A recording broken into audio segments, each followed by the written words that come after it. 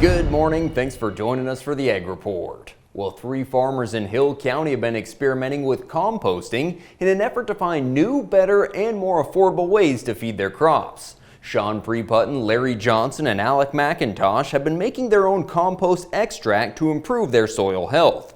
Sean told me about how the process works and how it's helped them to reduce their reliance on synthetic fertilizer. We're just taking some raw materials, wood chips and some hay and some alfalfa and making a static compost. When that product is done, we're taking that compost and putting it on the soil, either in furrow or in the seed, hopefully to increase soil biology to make a healthier plant. All the synthetic stuff is great in a limited amount. We've cut our synthetics back probably by a third so far. If we bring the soil health up, we can cut those out. The soil will take care of the plants.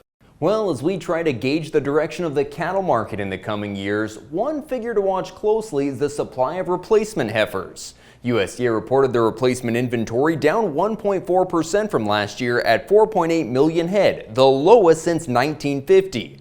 Whether heifers are diverted this year from feeding to breeding channels will depend on moisture conditions and grazing prospects, but the supply of bred heifers will remain tight.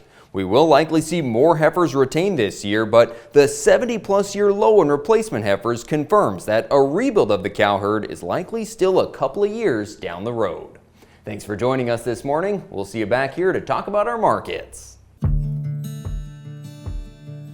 I represent a lot of what ranchers' wives are, where they marry into the family.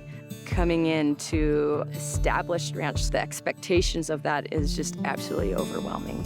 There's always stress with all families, but when you're not dealing with the stress outwardly, it will definitely impact everyone inwardly.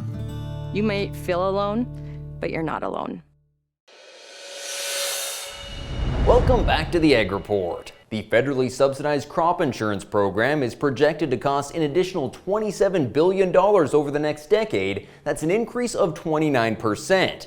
Despite that increase, USDA spending on crop and livestock subsidies is expected to remain stable. Crop insurance has become the largest strand in the farm safety net. The government has paid $15.6 billion in indemnities so far on losses for 2023 production. Livestock insurance programs, though, have grown dramatically since 2018 when Congress increased the premium subsidy rates for coverage. Policies covered $26.4 billion worth of liabilities in 2023 compared to just $512 million in 2018.